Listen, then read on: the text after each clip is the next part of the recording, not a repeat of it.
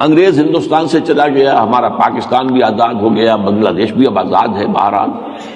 اور بھی مختلف ممالک سے انگریز جو ہے مصر سے بھی چلا گیا، عراق سے بھی چلا گیا،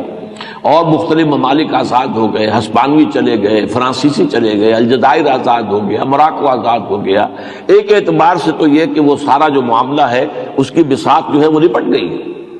لیکن ایک تو اس اعتبار سے ابھی یہ دور جاری ہے کہ ہم ابھی غلام ہیں، علمی طور پر غلام،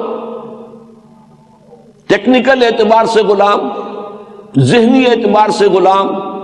تمدنی اعتبار سے غلام، وہ غلامی جاری ہے۔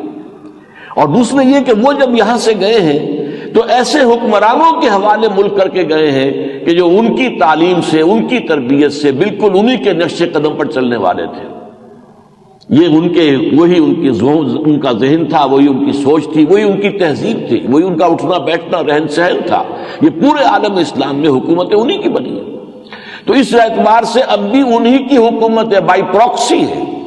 بظاہر جو ہے مقامی حکمران ہیں، کچھ بادشاہ ہیں، کوئی ڈکٹیٹر ہیں، کہیں پر کوئی چنا ہوا انسان بھی بیٹھا ہوا ہے، لیکن یہ کہ وہ اپنی تہذیب اور تمدن کے اعتبار سے، اپنے ذہن کے ساخت کے اعتبار سے، اپنی سوچ کے اعتبار سے، اپنے نظریات کے اعتبار سے انہی کے نقش قدم پر ہے۔